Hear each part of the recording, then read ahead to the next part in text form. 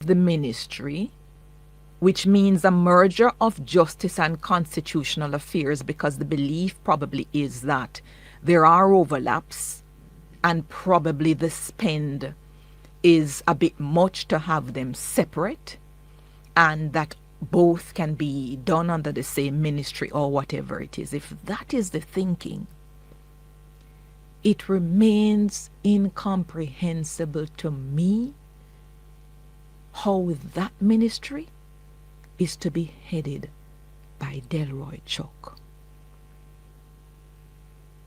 It boggles the mind, and it can only have come from either a glitch in the software, or it is the political reality and the seniority of individuals in politics. Delroy Chuck now into his 7th consecutive term as MP in Northeast St. Andrew, indicating his intention to step away and not even to serve the full term after this election. It could only be that the political realities and the need to I suppose, to salute individuals who served the party so long, that the decision is taken to have him front this ministry, being merged with constitutional affairs. And if that is so, there must have been something offered to Malahoo Forte, because in my view, with all respect to Delroy Chuck, he has over the years, he has had his capacity severely diminished.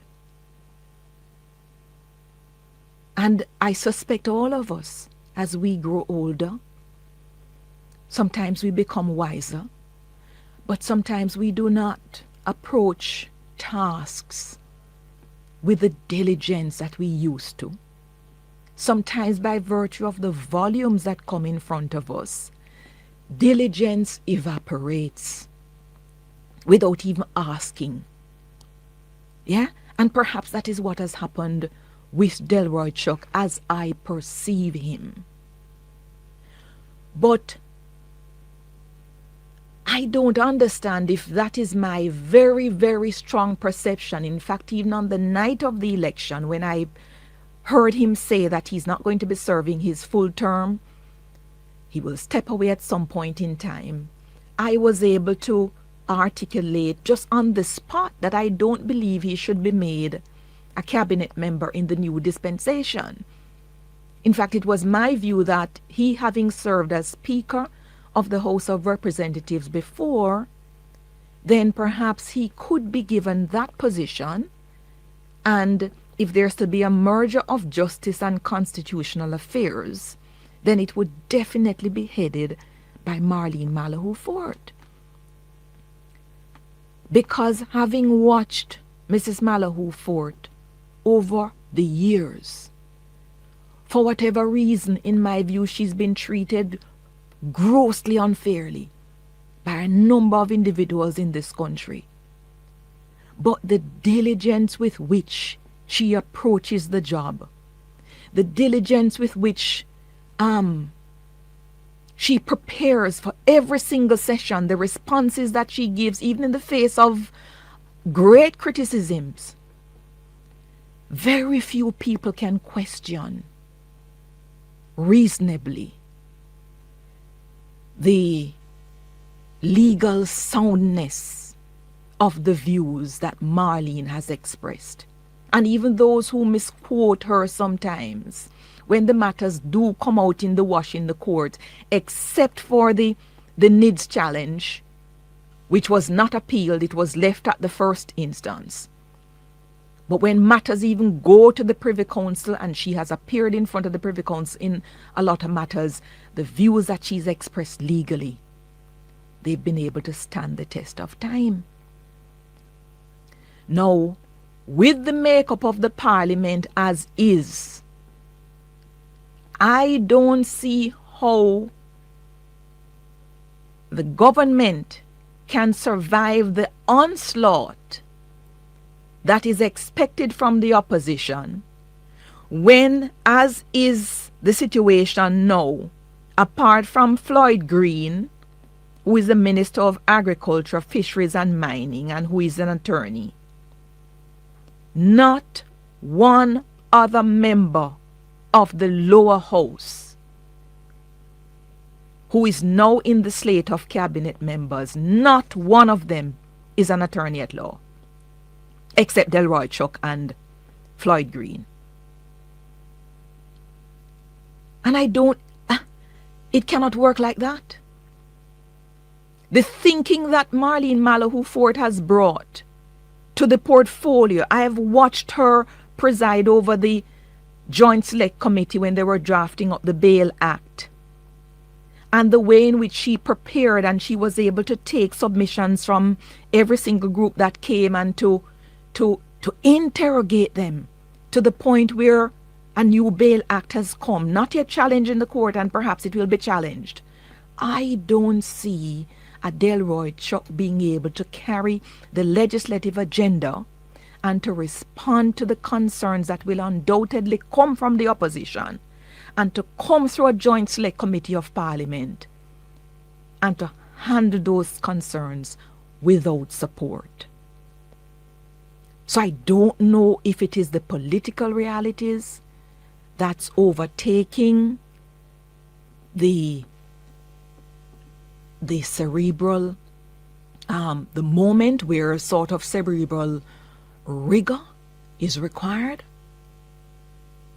But in my view, there has been a major glitch in the appointment of Delroy Chuck to head this ministry, with the exclusion of Malahoo Forte, if constitutional reform remains part of the agenda for the government. And the Prime Minister says it remains so. So unless I'm missing something, something is off. But somebody please tell me I'm missing something.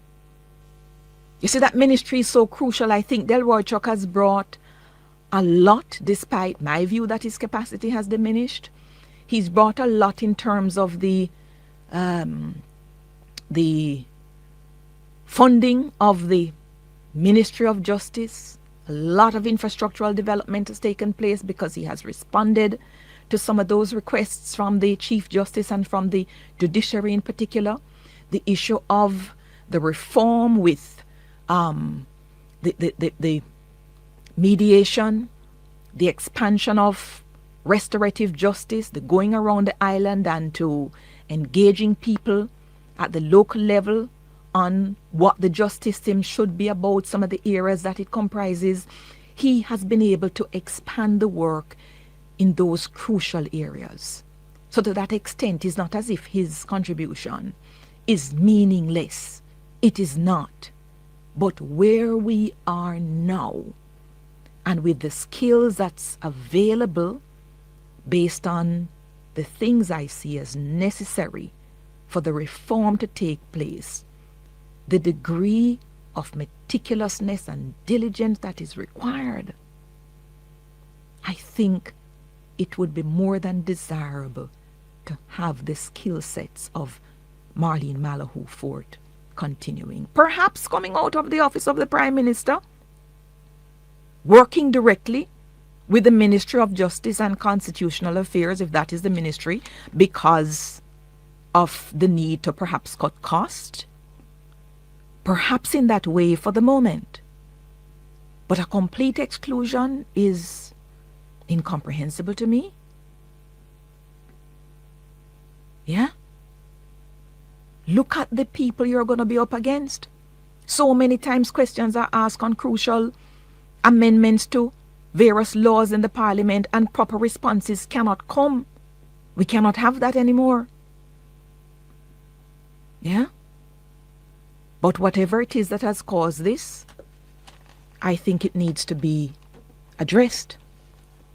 I don't know if something was offered Miss Malahoo Forte and she didn't take it. But I certainly would love to understand better how I could be so off in my thinking that she was sure to be readmitted to the cabinet if constitutional reform remains on the agenda. The body of work that she started, the learning that has gone on, what do? Simply ask the new person to pick it up and to engage and to continue? Going to be starting too far behind the 8 ball? Yeah? That was my shocker coming out of this cabinet. In fact, I did expect that Mr. Montague, with him retaking St. Mary Western,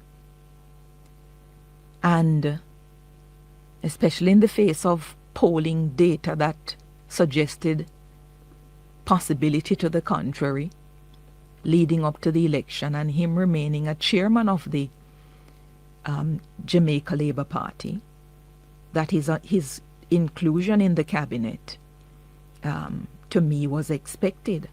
Andrew Wheatley as well, with some of the outcomes in the court concerning his portfolio responsibility, where we'd attributed blame to him, where based on what has happened in the court, perhaps he was not blameworthy, then it is understandable his reintroduction in the cabinet, and putting them both in the office of economic growth as minister without portfolio, or coming out of the prime minister in the case of Dr. Andrew Wheatley, and minister without portfolio in the Ministry of Economic Growth and Infrastructure Development. I can understand those. Yeah?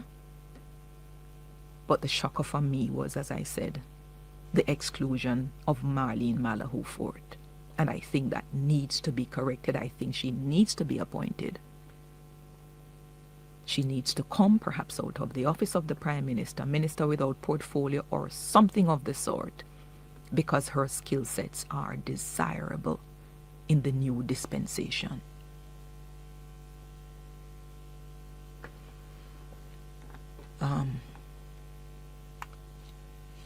Perhaps later on in the program I'll have a look at the Senate, the announcements, and will give my take on those.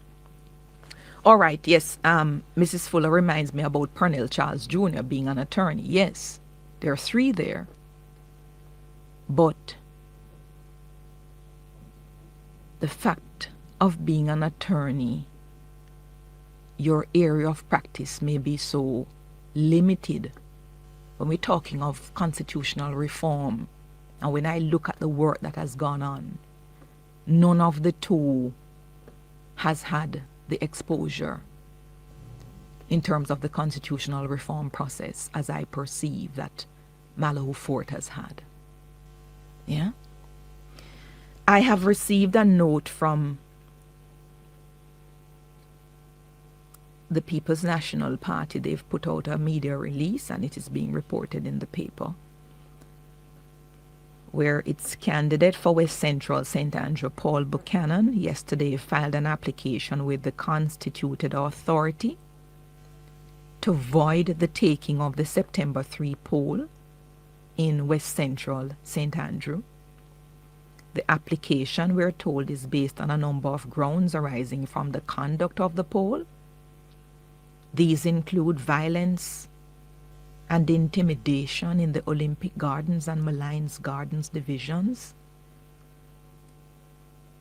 They say invasion by JLP operatives of the polling station cluster at Seaward Primary School,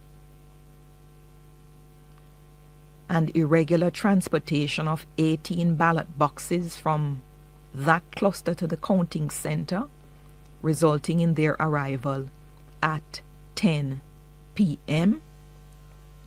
Voter suppression in the Malines Garden Division, and the malfunctioning of the electronic voter identification system, which caused electors to be turned away from polling stations. under the law, the constituted authority has 2 weeks to decide on the application and whether to send the petition to the election court. Well, we look forward to seeing how that turns out. Yes. Somebody else is reminding me that Alanda Terlong is an attorney. Yes, he is, but I'm speaking specifically to the cabinet as named by the Prime Minister. So with the cabinet as named, it's Floyd Green, Delroy Chuck, and Pernell Charles Jr., who are part of the lower house of Parliament and who are cabinet members. Yeah? All with different skill sets, even as attorneys, because the law is so diverse. But we shall see. Those are my thoughts.